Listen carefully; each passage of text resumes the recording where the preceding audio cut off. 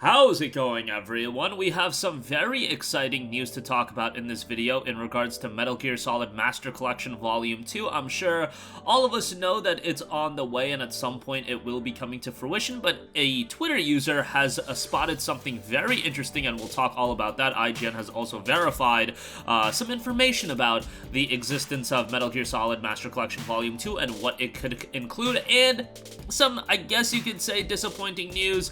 E3 in the following years of 2024 and 2025 have also been canceled. We'll talk that just briefly at the end of this video. But first of all, Twitter user Nitroid spotted that inspecting the Metal Gear Solid timeline page on the official Metal Gear Solid website reveals placeholder buttons for Metal Gear Solid 4, Metal Gear Solid 5, and Metal Gear Solid Peace Walker. IGN understands this lineup for Metal Gear Solid Master Collection Volume 2 is accurate and has asked Konami for comment. I doubt Konami would comment on rumor and speculation. Nevertheless, it does look like Master Collection Volume 2 will be happening, and it will include all of the aforementioned games, and that is a loaded collection. I don't know the value of Metal Gear Solid 5. I guess you can put it on PlayStation 5, up the resolution and whatnot. That game already runs beautifully on the PS4, but nonetheless, you bundle it in with MGS4 and Peace Walker, and those are the stars here, especially MGS4.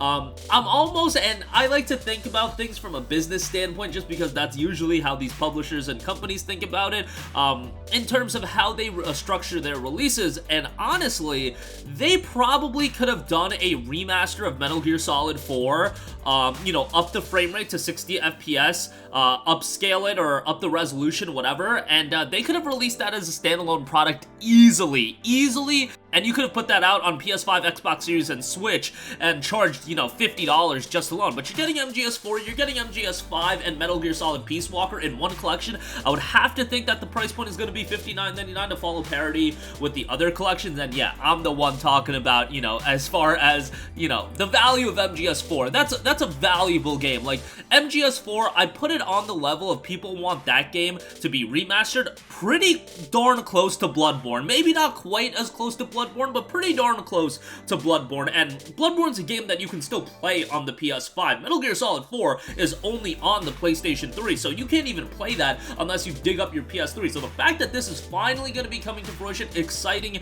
times ahead as a Metal Gear fan. And Metal Gear isn't my favorite franchise ever, but Metal Gear Solid 4 is an absolute iconic game, and really, back in 2008, it was one of those games that it wasn't a pivot point for the PlayStation 3, but it definitely got people excited to have a PlayStation 3. Up until that point, you had Ratchet, you had Uncharted, but MGS4, I remember, was a gargantuan release, and it wasn't exclusive.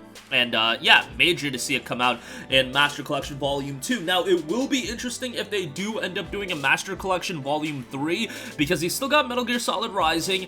Twin Snakes, I don't know the deal with that, if Nintendo has some sort of ownership towards that game. I don't know what the deal is on that, but you still have Rising, but I don't know if these collections are going to be more so for the mainline Metal Gear games and the games that are more associated with the Metal Gear franchise. Like, Rising's an action game by Platinum. It's very much not similar to any of these Metal Gear games, so maybe you do Rising as the standalone product. I don't know. You still have Metal Gear Acid there as well, and I think that's everything. I mean, I might be forgetting a title or two, but for the most part, that's everything. And I imagine that this would be Metal Gear Solid 5, the definitive experience, and that would also be the first time that MGS5 would come out on the Switch, and definitely the Switch hardware can run MGS5. Like, again, MGS5 was on the PS3 and 360, I believe, so you can easily get that onto the Nintendo Switch, and given that they're getting like Batman Arkham Knight and The Witcher's been on the Switch, I think they can figure out MGS5 being on the Switch. And Metal Gear Solid Peace Walker kind of getting lost in the shuffle because everybody's so excited about Metal Gear Solid 4, but Peace Walker's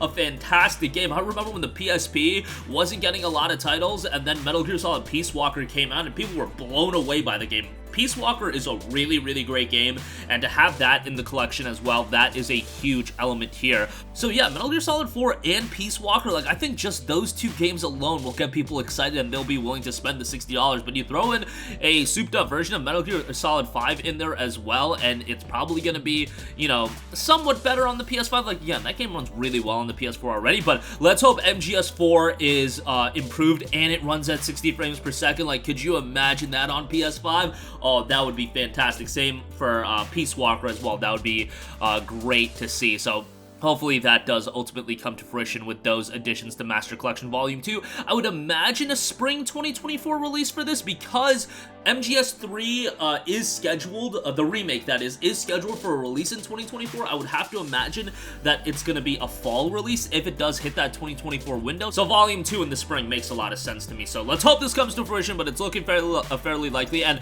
it wasn't a question of if MGS4 was going to be included. Like, obviously, it's nice to have, you know, some sort of confirmation with that. I was more interested in how were they going to segment the games and if they were going to do a Volume 3. With Rising being, like, the major title that's left out here, unless I'm missing something. Twin Snakes is another game you can look at. I don't know if they're gonna do a Volume 3, but we'll see if that does come to fruition, because you could do Volume 3 in the summer, and then you could do the Snake Eater remake in the fall, and man, what a year for Metal Gear fans if that actually came to fruition.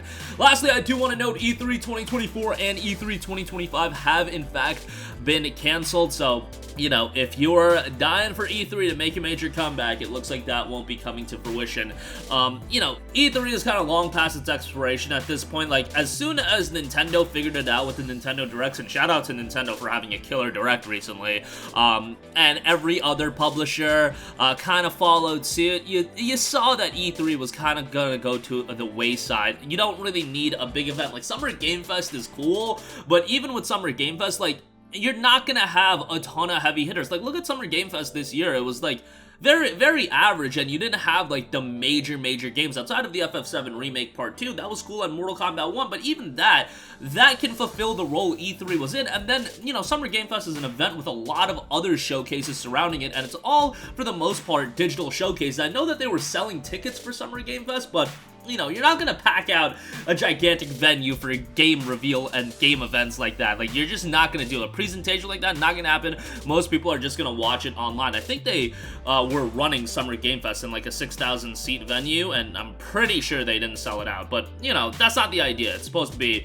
you know, more so from a streaming standpoint. I just don't know who's actually gonna come out for an event like that. And even E3, like, it's cool, but you're talking about gargantuan lines and whatnot if you're an attendee there. And again, as far as a presentation, like, I have a lot of fond memories and nostalgia attached to E3. I remember watching it air on TV, and it was, like, pretty cool when you watched it live. And the Sony press conference, I forgot what channel they put it on, but it was, like, cool to see. 9 o'clock at night, Sony conference was happening, and it felt like an event. But these days, is it the most effective way to go about things? I don't know. And do you want to have that June release, that June date every year to have your big event? And you know, development of games is taking longer and longer, so how much do you really have to show off these days? You do your big showcases when you feel comfortable to do them, and then, you know, a couple state of plays there for Sony.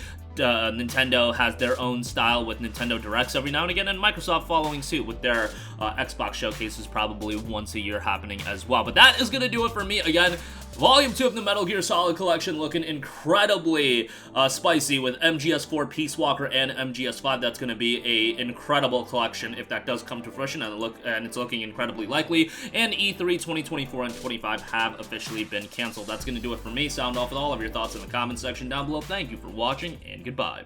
Hey guys, we hope you enjoyed the video, and if you did, make sure to hit the subscribe button, and if you're already subscribed, do us a favor and hit the bell icon. This way you'll be notified whenever we post a new video. That's the best way to keep up with all of our uploads, and we usually try to upload 2 videos a day. And with the bell icon hit, you'll be notified whenever we do upload a video. As always, thanks for watching.